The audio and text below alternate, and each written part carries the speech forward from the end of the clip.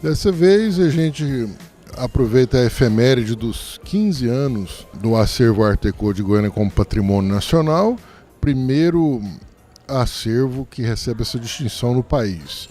Então não é o Art Deco de Goiânia, é o Art Deco no Brasil.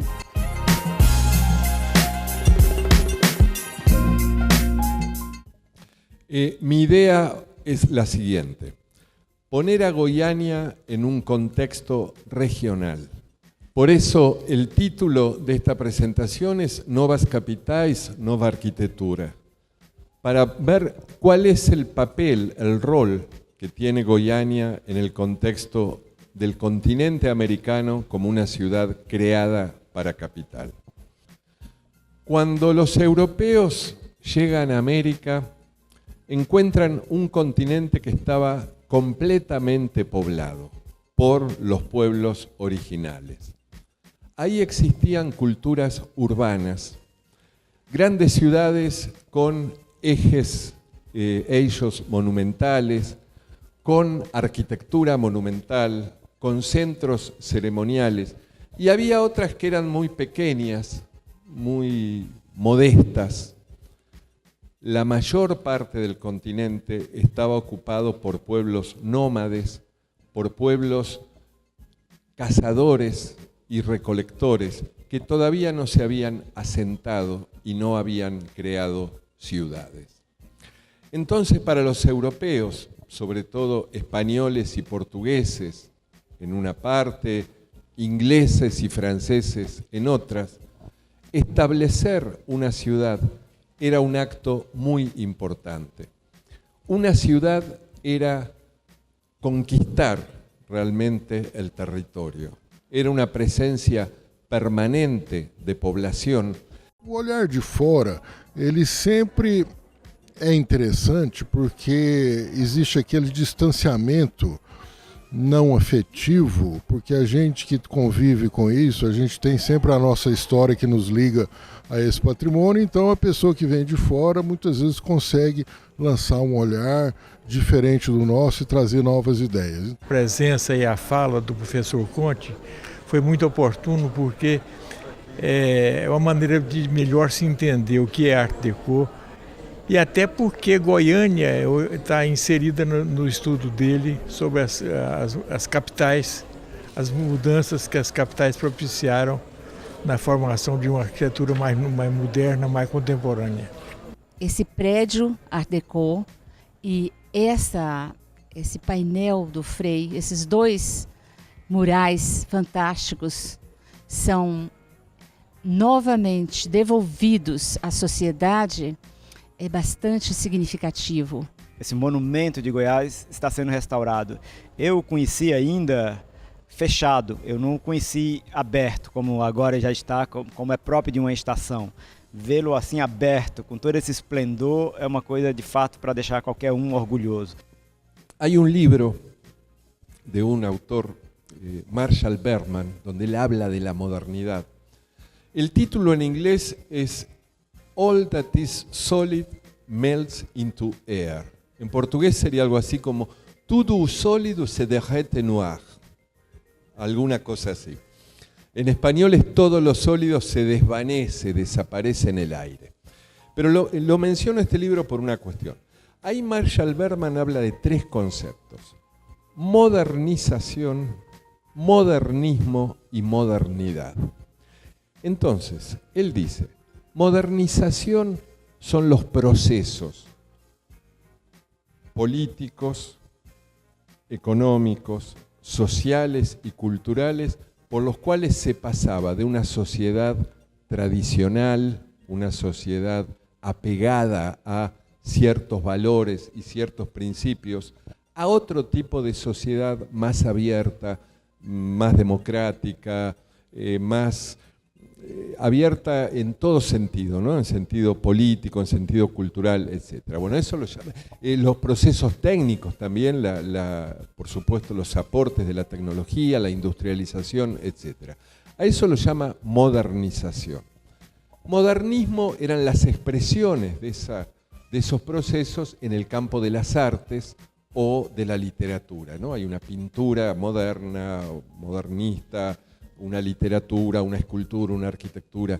Y la modernidad, dice Marshall Berman, es la forma en que las sociedades viven y digamos, experimentan esas ideas de modernización y modernismo.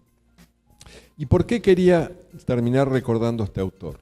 Goiânia, más allá de estas cuestiones urbanas y arquitectónicas, como ejemplo de crear una nueva ciudad, tiene una cantidad de aspectos, porque era la marcha hacia el oeste, era ese Estado Novo que se venía,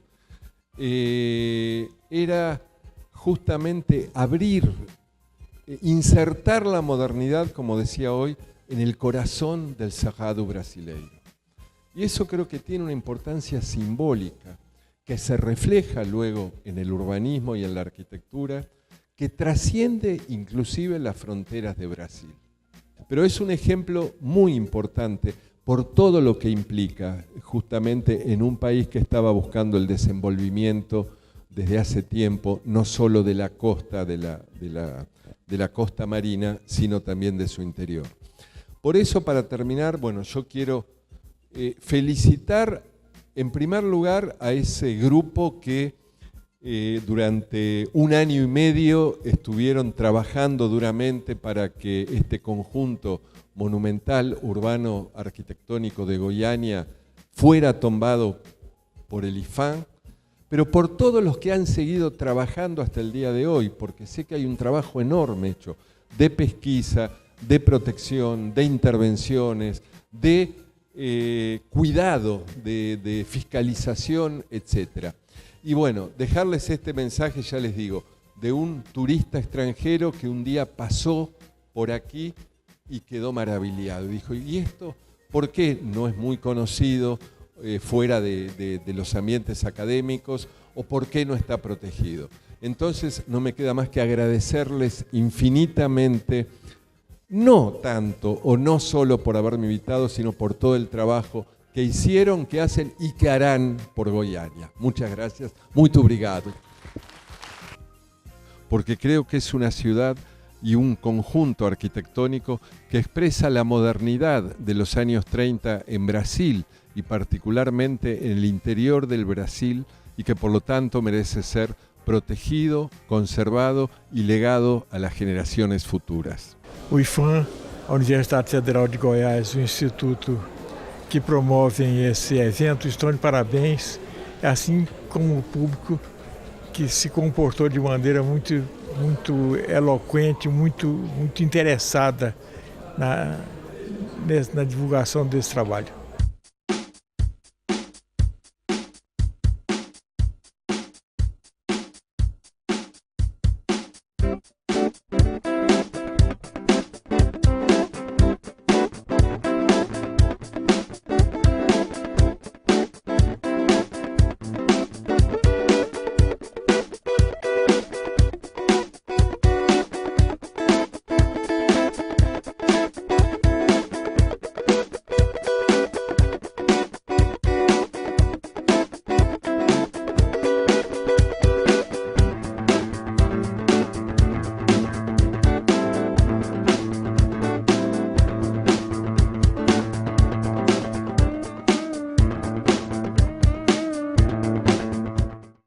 Eles têm até uma expressão que é bird, pássaros do verão, que significa a maneira como eles chamam os moradores do norte dos Estados Unidos, que durante o inverno descem para Miami para ficar um período de férias, ou seja, é o grande balneário americano, até aí.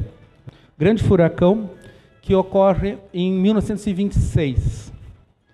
Então, em 1926, vocês estão vendo a Ocean Drive e aqui não sobrou nada das construções que existiam antes do que vem agora. Da exposição Art Deco, exatamente de 1925. Ou seja, no ápice do Art Deco, na França, na Europa, a gente tem o balneário dos Estados Unidos destruído, e há então, a partir de agora, a partir de, então, de 26, um esforço gigantesco, com capitais privados, de reconstrução do balneário.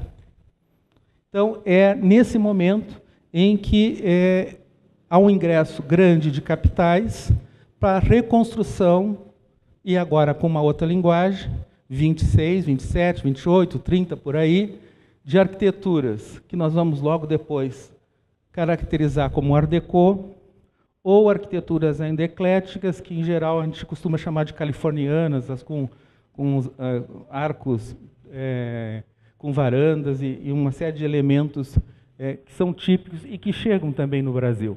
Quando que a gente precisa propor uma ação? Quando não houve sucesso administrativo, na via administrativa, foram ultrapassadas todas as tentativas para rever um dano, não teve sucesso na via administrativa, a gente tem que propor uma ação judicial. E para isso, aqui eu trouxe uns exemplos de ações que a gente precisa propor. Retiradas de máquinas de ar-condicionado, alteração de fachada, demolição de imóveis, remembramento e desmembramento de imóveis. A gente propôs uma ação judicial para repintar esse imóvel, até hoje sem sucesso. Por último, e como nós estamos tratando de acervo Art Deco, foi proposta uma ação civil pública para reparar esse dano na mureta do Lago das Rosas. Eu trouxe esses exemplos para mostrar que eles são de valor econômico baixo, a maioria deles. Mas o valor econômico baixo não significa nada para a gente na hora de propor uma ação, porque o dano ao patrimônio é imensurável. Então, independentemente do valor econômico, a importância da divulgação do patrimônio cultural, do patrimônio histórico, no meio jurídico. Porque, e eu falo isso de experiência própria, porque eu passei a conhecer o patrimônio histórico quando eu fui para o IPHAN, quando eu fui atuar com essa matéria. E o meio jurídico, que é um meio importantíssimo na regulação na regulação da matéria legal e na aplicação da lei, né, os juízes, Ministério Público.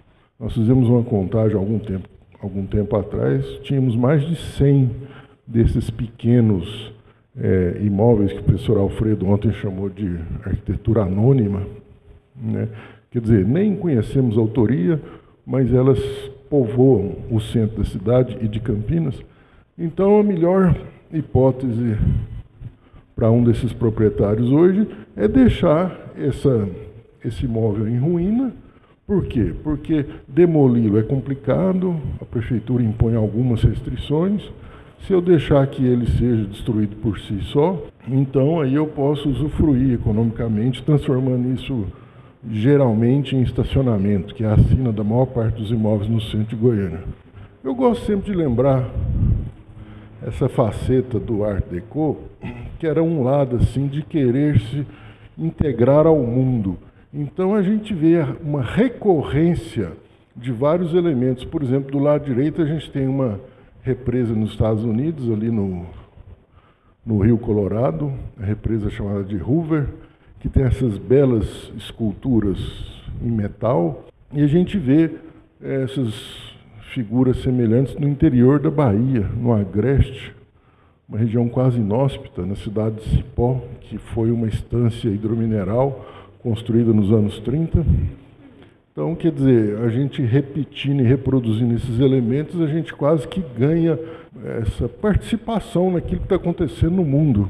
Por outro lado, existiu no Art Deco talvez o primeiro movimento de escala global que a gente tenha visto. Como um contraponto a essa globalização precoce, nós estamos falando de 100 anos atrás, a gente observa uma característica muito interessante, que é a preocupação de dotar a obra Deco sempre de alguma referência do local, uma referência vernácula. Na Colômbia, então, a referência local são essas palmeiras e bananeiras. Isso aí é a fachada de um prédio no centro de Salvador, ali na Rua Chile, que tem os elementos geométricos universais do lado esquerdo, mas ali do lado direito tem aquelas folhas de tabaco. A mureta do Lago das Rosas, que tem esse elemento floral, que na verdade é um xixá, que é uma florzinha típica do Cerrado. Quem projetou esse muro teve a preocupação de usar uma referência local. Queremos mostrar o que temos. E esse imaginário, hoje, como é que a gente vê, então, essas referências daquela época? Hoje, passados 80 anos, quase 100 anos, a gente vê esse acervo muito como um estorvo, né? Aqui em Goiânia, pelo menos. O centro de Goiânia passa por um processo já de uns 20 anos para cá, em que essas edificações desse período, do início da cidade, dos anos 30 e 40, são um estorvo econômico. Então, a lembrança de Miami Beach é interessante porque lá eles souberam tirar partido econômico desse acervo, transformando em patrimônio cultural e vindo então a indústria do turismo e se apropriando. Aqui a gente não conseguiu materializar esse processo, então a gente vê esse acervo como um estorvo, né? Logo depois do tombamento a coisa estava bombando, né? Naquela época a gente achou, ressuscitamos a Bárbara Capitman em Goiânia, vai funcionar. Então o pessoal aqui quis fazer uma praça de alimentação, aí quis reproduzir o relógio ali. A gente viu lançamentos vários de edifícios em Goiânia, reproduzindo talvez uma marca do Art Deco e o próprio nome do prédio, um projeto de educação patrimonial. A gente levava alunos de escolas públicas para conhecer. Isso aqui são professores visitando esse prédio, né? As crianças aqui nesse saguão, exatamente aqui. Estou mostrando assim ações que pretendem talvez ressuscitar ou criar esse imaginário, né?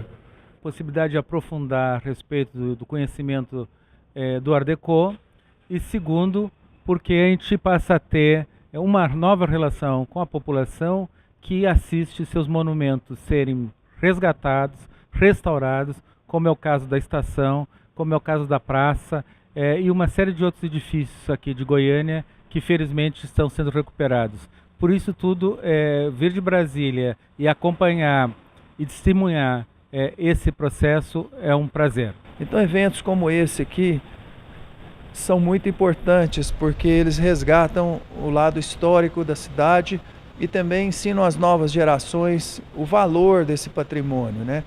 E um simbolismo maior que tem esse evento está sendo realizado aqui na Estação Ferroviária de Goiânia, um prédio que esteve abandonado por muitos anos e agora, felizmente, está passando por um processo de restauro. Agora é preciso também ter um aspecto crítico de pensar como é essa identidade cultural, como está sendo construída, né? E que tipo de apropriação que a gente tem feito. Não apenas consumir e aceitar, mas criticar e ter uma visão crítica sobre isso. E eu acho que essa crítica vem pela educação e por um treino de olhar e de interpretação da própria arte, né?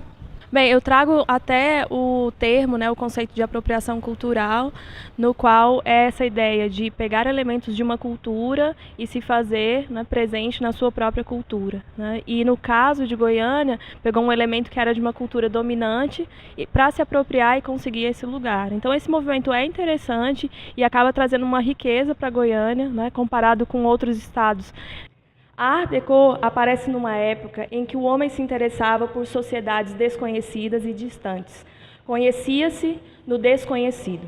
Música, artes plásticas, vestuário, arquitetura, todos se renovam a partir do contato com fontes anteriormente desconhecidas.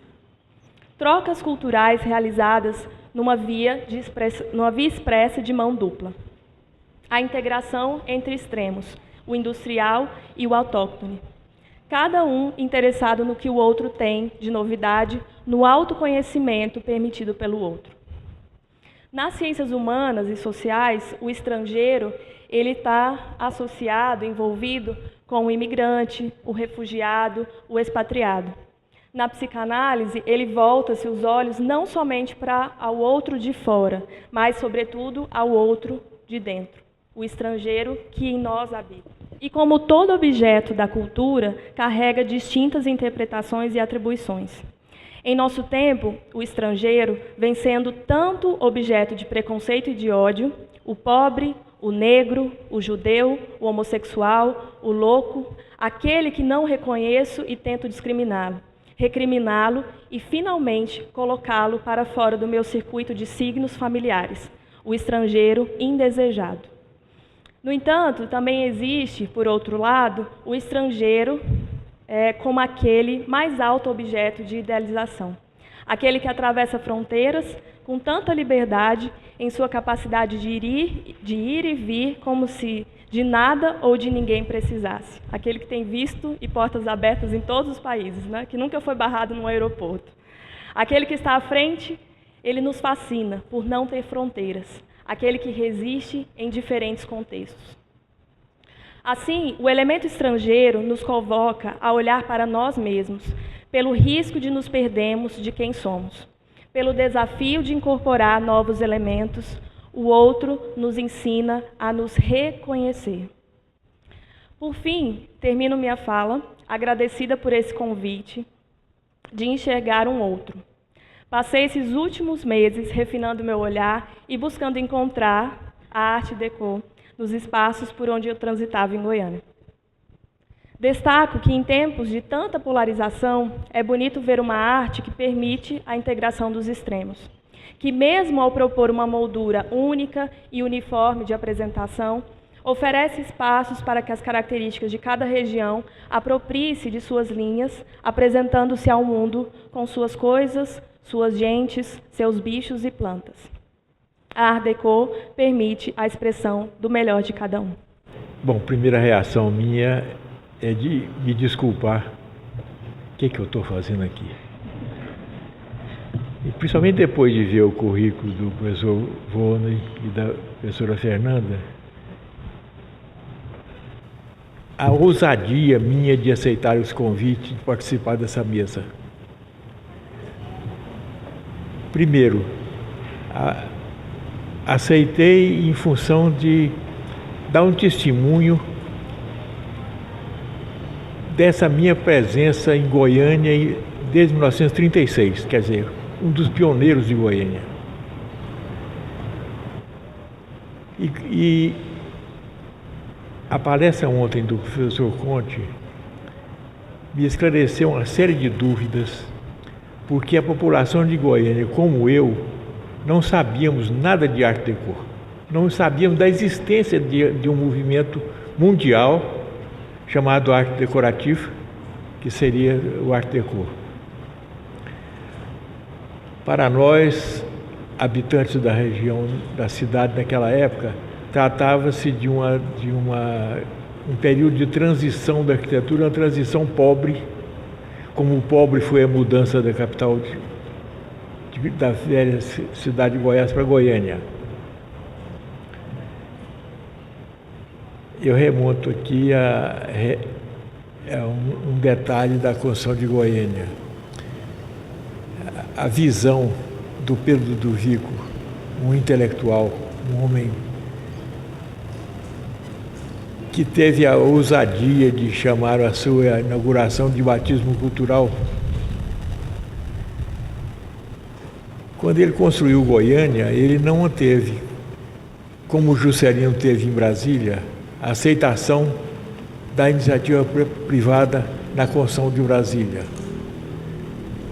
Ele fez os prédios públicos, fez a estrutura da cidade e deixou a iniciativa particular fazer hotel, fazer clube, fazer cinemas, etc. Aqui o Pedro teve que fazer cinema, teve que fazer um clube, que era o Automóvel Clube, mais tarde Jockey Clube. Teve que fazer um shopping center, que era o mercado naquele tempo. Teve que fazer um hotel, um grande hotel, naquele tempo era um hotel de 5 estrelas. Teve que fazer o cinema. Quer dizer, o que cabia à iniciativa privada para fazer, ele teve que fazer com o dinheiro do Estado.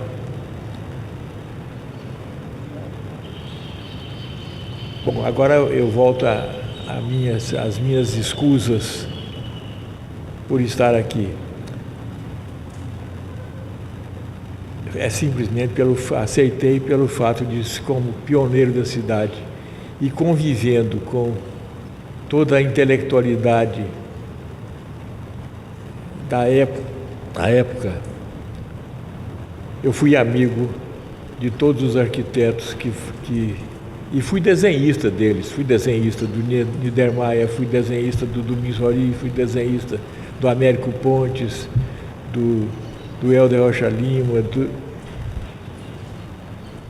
E em nenhum momento se debateu o assunto Art Deco. Art Deco para mim foi uma surpresa que a partir talvez do estudo do professor Volney, a coisa de 10 ou 15 anos atrás, não me recordo bem. Então esse é o motivo da minha presença aqui e das minhas escusas por estar aqui. Obrigado.